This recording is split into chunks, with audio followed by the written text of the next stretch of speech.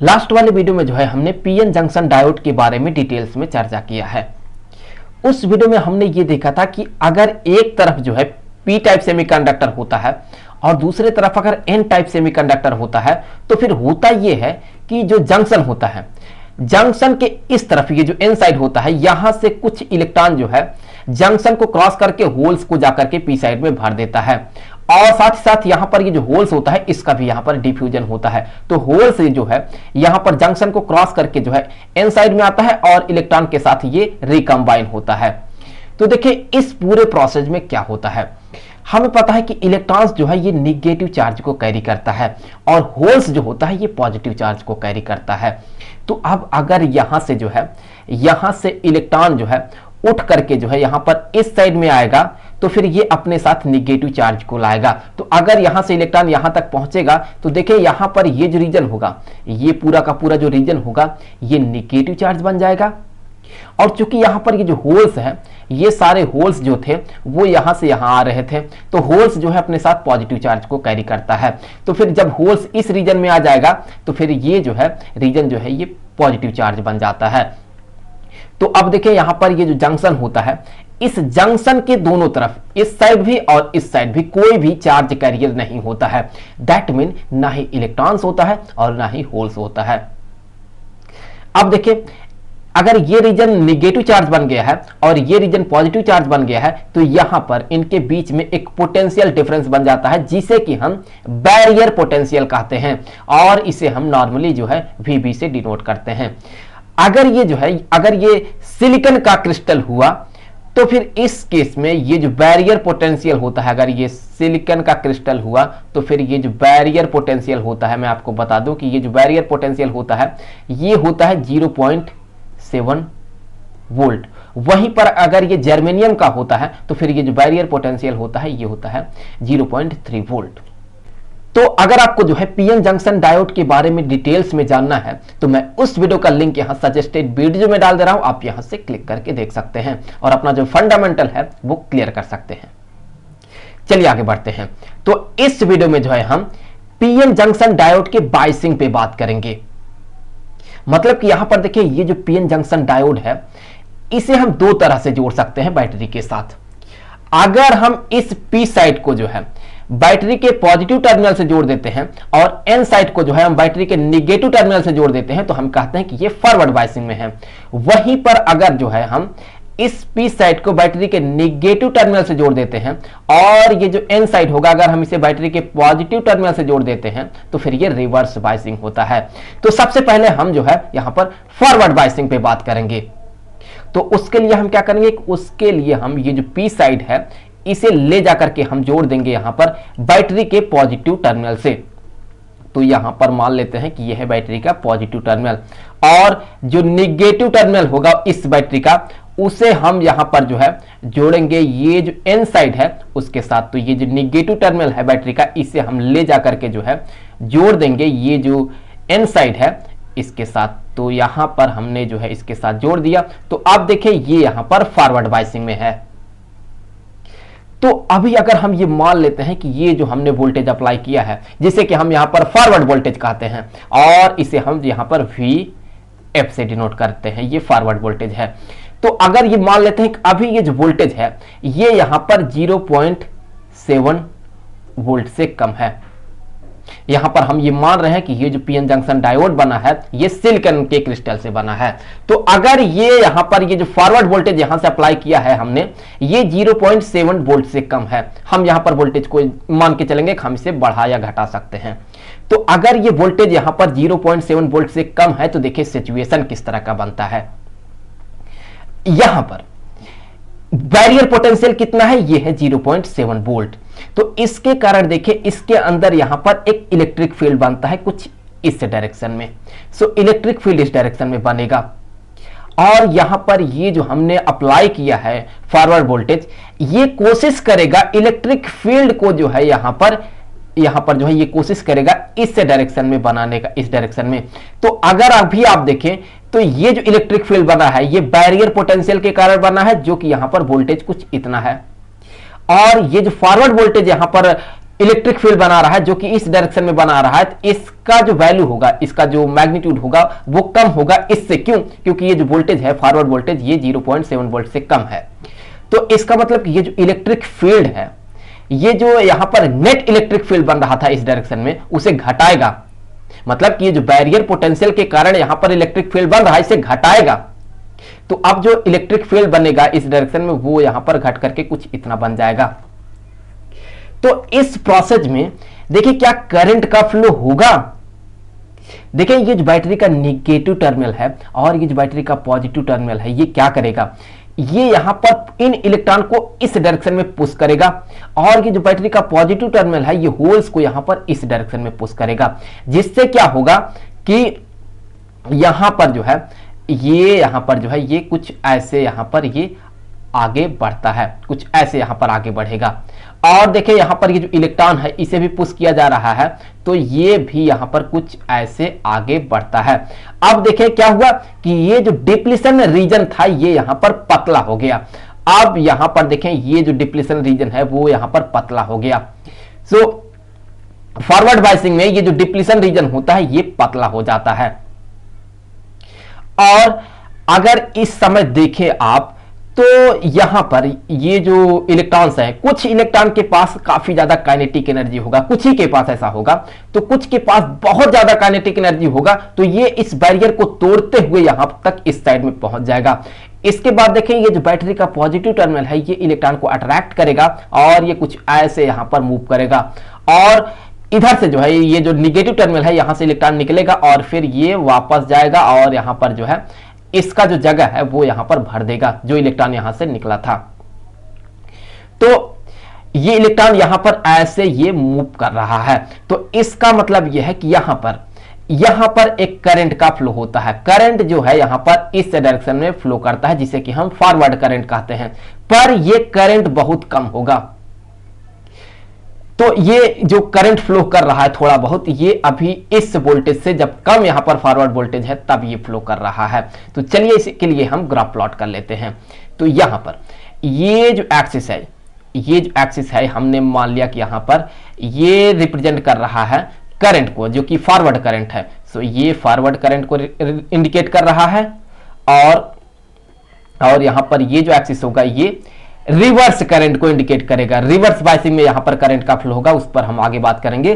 और यहां पर ये जो एक्सिस है, ये एक्सिस रिप्रेजेंट कर रहा है, किसको रिप्रेजेंट कर रहा है, ये यहां पर फॉरवर्ड वोल्टेज को रिप्रेजेंट कर रहा है। जबकि यहां पर ये वाला जो एक्सिस है, ये हमने मान लिया कि ये रिवर्स वोल्टेज को रिप्रेजेंट कर रहा है।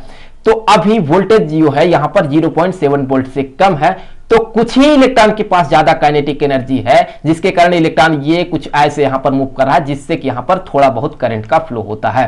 तो अगर हम यहां पर वोल्टेज को बढ़ाते जाएंगे तो फिर करंट जो है ये थोड़ा बहुत यहां पर ऐसे फ्लो करता रहेगा। ऐसे यहां पर करंट ऐसे फ्लो करता रहेगा। कुछ देर बाद हमने क्या किया, हमने यहां पर ये जो वोल्टेज है इसे बढ़ा करके कर दिया 0.7 वोल्ट के बराबर। सो अब ये जो है ये 0.7 वोल्ट के बराबर हो गया। जैसे ही ऐसा होगा तो अब देखिए यहां पर जो नेट इलेक्ट्रिक फील्ड होगा वो 0 बन जाएगा। क्यों? क्योंकि बैरियर पोटेंशियल इस डायरेक्शन में इलेक्ट्रिक फील्ड बना रहा है, ये 0.7 वोल्ट के कारण बन रहा है।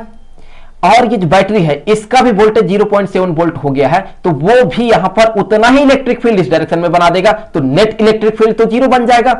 और जैसे ही नेट इलेक्ट्रिक फील्ड 0 होगा, वैसे ही यहां पर देखिए ये जो बैरियर होगा, ये बैरियर यहां पर खत्म हो जाएगा। सो अब ये जो बैरियर है ये खत्म हो गया। बैरियर पोटेंशियल भी यहां पर हम कह सकते हैं कि 0 हो गया। अब जैसे ही बैरियर पोटेंशियल 0 हो जाएगा, अब उसके बाद अगर हम वोल्टेज को थोड़ा सा भी बढ़ा देते हैं, अब अगर हम यहां पर 0.7 वोल्ट के बाद वोल्टेज को थोड़ा सा भी बढ़ा देंगे, तो फिर यहां से जो है इलेक्ट्रॉन्स जो है ये कुछ ऐसे यहां पर मूव करेगा और यहां पर जो है करंट का फ्लो होगा। तो 0.7 वोल्ट के बाद ही जो है ये करंट को फ्लो होने देता है। तो अब जब ये 0.7 वोल्ट को क्रॉस करेगा, तो हमने मान लिया कि यहां पर जो है ये जो पॉइंट होगा, चलिए यहां पर ये जो पॉइंट है ये रिप्रेजेंट कर रहा है 0.7 वोल्ट को। सो ये 0.7 वोल्ट को रिप्रेजेंट कर रहा है, जिससे कि जो है हम यहां पर नी वोल्टेज कहते हैं। और नी वोल्टेज के बाद ही जो है यहां पर करंट तेजी से बढ़ना शुरू होता है। सो नी वोल्टेज के बाद इस तरह से ये करंट तेजी से फ्लो होता है। तो यहां पर ये जो 0.7 वोल्ट है जिसके बाद यहां पर करंट तेजी से बढ़ना शुरू करता है, इसे हम नी वोल्टेज कहते हैं। तो मैं यहां पर लिख दे रहा हूं कि इसी को हम जो है नी वोल्टेज कहते हैं। नी वोल्टेज के बाद क्या होता है, वोल्टेज बढ़ाने से करंट बढ़ना शुरू हो जाता है। तो ये तो रहा फॉरवर्ड बायसिंग का केस। अब चलिए देख लेते हैं कि रिवर्स बायसिंग में क्या होता है। अब देखिए आप यहां पर रिवर्स बायसिंग में क्या होता है। तो रिवर्स बायसिंग में ये जो पी साइड होता है इसे हम बैटरी के निगेटिव टर्मिनल से जोड़ देते हैं, और ये जो एन साइड होता है इसे हम बैटरी के पॉजिटिव टर्मिनल से जोड़ देते हैं। अब जैसे ही हम ऐसा करेंगे वैसे ही देखें ये जो बैटरी का पॉजिटिव टर्मिनल है ये इलेक्ट्रॉन को अपनी तरफ अट्रैक्ट करेगा, साथ ही साथ ये जो होल्स है इन्हें जो है ये जो बैटरी का नेगेटिव टर्मिनल है ये अपनी तरफ अट्रैक्ट करेगा। तो इससे क्या होगा कि यहां पर ये जो फ्री इलेक्ट्रॉन्स हैं ये यहां पर ये जो जंक्शन है इससे ये दूर जाने लगेगा, कुछ इस डायरेक्शन में मूव करेगा, और ये जो होल्स हैं ये होल्स यहां पर भी जंक्शन से दूर जाने लगेंगे, ये होल्स इस डायरेक्शन में मूव करेगा। क्या हुआ, यहां पर देखें ये जो डिप्लीशन लेयर का ये जो विड्थ है ये यहां पर बढ़ गया। सो डिप्लीशन लेयर का विड्थ जो है वो यहां पर देख लें वो यहां पर बढ़ गया। अगर डिप्लीशन लेयर का विड्थ बढ़ेगा तो देखिए और क्या क्या होगा। अब डिप्लीशन लेयर का विड्थ बढ़ गया, इसका मतलब यह है कि इस रीजन में अब और पॉजिटिव चार्ज बना, इस रीजन में और नेगेटिव चार्ज बना।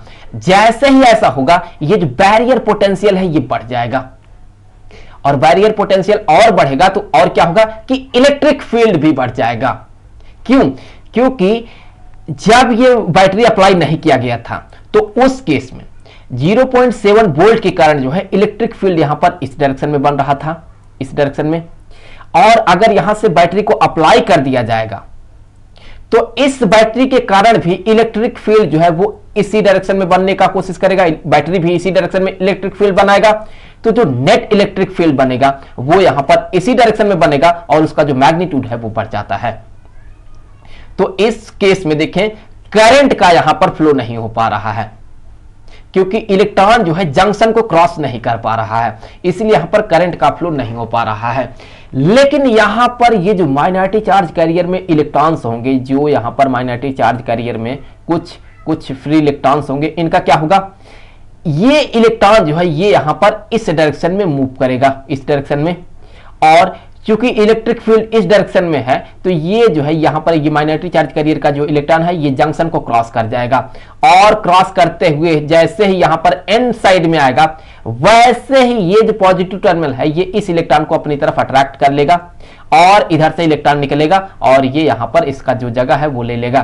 तो इस केस में देखिए जो माइनॉरिटी चार्ज कैरियर में है इलेक्ट्रॉन वो किस डायरेक्शन में मूव कर रहे हैं, वो यहां पर इस डायरेक्शन में मूव कर रहे हैं, जिससे क्या होगा कि जो कन्वेंशनल करंट होगा वो यहां पर इस डायरेक्शन में फ्लो करेगा, जिसे कि हम यहां पर रिवर्स करंट कहेंगे।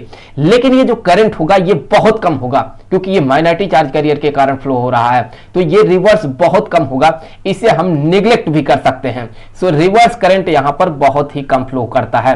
आप वोल्टेज को बढ़ाते जाएंगे लेकिन करंट यहां पर नहीं बढ़ता है, लेकिन ये हमेशा नहीं होता है। अगर आप रिवर्स वोल्टेज को, ये जो रिवर्स वोल्टेज है इसे आप बढ़ाते जाएंगे, और बढ़ाते बढ़ाते अगर आप इसे जो है लगभग कर देते हैं 50 वोल्ट से जो है 70 वोल्ट के आसपास, तो उस केस में यहां पर एक ह्यूज अमाउंट में जो है इस डायरेक्शन में करंट का फ्लो होता है।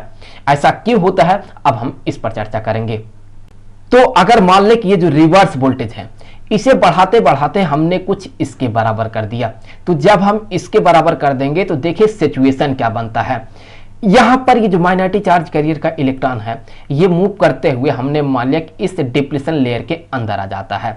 तो जब ये इसके अंदर आएगा तो देखिए क्या होगा, इस इलेक्ट्रॉन के पास जो है, इस इलेक्ट्रॉन के पास एक हाई काइनेटिक एनर्जी होगा। क्यों, क्योंकि यहां पर इलेक्ट्रिक फील्ड इस डायरेक्शन बन रहा है और ये इलेक्ट्रिक फील्ड एक हाई इलेक्ट्रिक फील्ड है, तो इस हाई इलेक्ट्रिक फील्ड के कारण जो है इस इलेक्ट्रॉन के पास यहां पर जो है एक हाई काइनेटिक एनर्जी होगा। सो इसके पास ये जो काइनेटिक एनर्जी होगा, ये काइनेटिक एनर्जी यहां पर काफी ज्यादा होगा। तो अगर इस इलेक्ट्रॉन के पास काफी ज्यादा काइनेटिक एनर्जी है, एक हाई काइनेटिक एनर्जी है, तो देखिए ये इलेक्ट्रॉन कर क्या सकता है। अब हमें पता है कि डिप्लीशन लेयर के अंदर जो है वो सिलिकॉन के एटम होते हैं जो कि कोवैलेंट बॉन्ड बना करके रखता है। तो यहां पर मान लेते हैं कि ये एक सिलिकॉन का एटम है जो कि अपने चारों तरफ जो है सिलिकॉन के एटम के साथ यहां पर ये कोवैलेंट बॉन्ड बनाया हुआ है।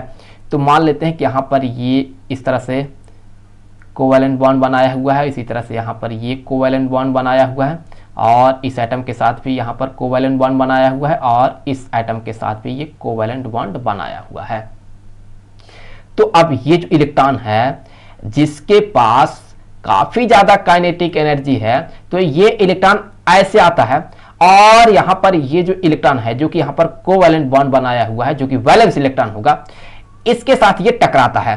और टकराने के बाद इस इलेक्ट्रॉन के पास तो काफी काइनेटिक एनर्जी है, तो वो कुछ काइनेटिक एनर्जी को जो है यहां पर इस इलेक्ट्रॉन को इंपार्ट कर देता है, जिससे क्या होता है कि यहां पर ये जो इलेक्ट्रॉन कोवैलेंट बॉन्ड बनाया हुआ है, ये इलेक्ट्रॉन यहां पर जो है ये बाहर निकल जाता है। सो यहां पर ये इलेक्ट्रॉन जो है ये बाहर निकलेगा, तो देखिए क्या होगा कि अगर यहां पर मान लेते हैं कि ये इलेक्ट्रॉन जो है ये यहां से बाहर निकल जाता है। सो ये जो इलेक्ट्रॉन है यहां पर, ये जो इलेक्ट्रॉन है हमने मान लिया कि ये यहां से बाहर निकल गया। क्यों निकल गया? क्योंकि यहां पर ये जो इलेक्ट्रॉन था, ये जो इलेक्ट्रॉन था ये इसके साथ टकराया था। टकराने से यहां पर ये इसे बाहर निकाल देता है। तो ये इलेक्ट्रॉन जो यहां पर बाहर निकला है यहां पर, तो ये हम कह सकते हैं कि ये वैलेंस बैंड से जो है चला गया कंडक्शन बैंड में। तो कंडक्शन बैंड में जाने का मतलब है कि ये फ्री बन गया है। तो यहां से देखें ये इलेक्ट्रॉन, एक इलेक्ट्रॉन को यहां पर और फ्री बना दिया। तो अब यहां पर कितने फ्री इलेक्ट्रॉन हो गए? 2 हो गए। अब ये दोनों इलेक्ट्रॉन जो है किसी दूसरे एटम के साथ टकराएगा जो कि कोवैलेंट बॉन्ड बना करके रखेगा, उनके इलेक्ट्रॉन के साथ टकराएगा। मुझे कहना चाहिए कि वहां से और इलेक्ट्रॉन को बाहर निकलेगा। तो एक इलेक्ट्रॉन 2 इलेक्ट्रॉन बनाया, 2 इलेक्ट्रॉन जब टकराएगा तो 4 इलेक्ट्रॉन बनेगा, फिर 4 इलेक्ट्रॉन फिर किसी इलेक्ट्रॉन से टकराएगा तो 8 इलेक्ट्रॉन बनेगा। तो इससे जहां पर जो इलेक्ट्रॉन का जो नंबर है वो बहुत ज्यादा बढ़ जाता है। तो जैसे यहां पर इलेक्ट्रॉन का नंबर काफी ज्यादा बढ़ जाता है, वैसे ही यहां पर सारे इलेक्ट्रॉन इस डायरेक्शन में मूव करेंगे। तो फिर करंट जो है, करंट यहां पर कुछ इस डायरेक्शन में फ्लो करता है, एक ह्यूज अमाउंट में यहां पर करंट का फ्लो होता है। तो यहां पर जो है करंट काफी तेजी से एकाएक कुछ ऐसे यहां पर बढ़ जाता है, और जिस वोल्टेज पर ये जो है करंट तेजी से एकाएक बढ़ता है, इस वोल्टेज को जो है हम कहते हैं कि यह है ब्रेक डाउन वोल्टेज। और इस प्रोसेस को जो है हम एवलांच ब्रेकडाउन कहते हैं। तो एवलांच ब्रेकडाउन में देखिए क्या हो रहा है, यहां पर इलेक्ट्रॉन्स जो है, यहां पर इलेक्ट्रॉन्स दूसरे इलेक्ट्रॉन के साथ टकरा रहा है। तो टकराने के कारण यहां पर एक हीट जनरेट होगा, यहां पर एक हीट जनरेट होगा कॉलिजन के कारण। तो हीट जनरेट होने के कारण जो है हो सकता है कि ये जो पीएन जंक्शन डायोड है ये खराब भी हो जाए। तो बस इस वीडियो में इतना ही, मिलेंगे आपसे अगले वीडियो में दूसरे टॉपिक के साथ। तो तब तक के लिए खुश रहें, गुड बाय।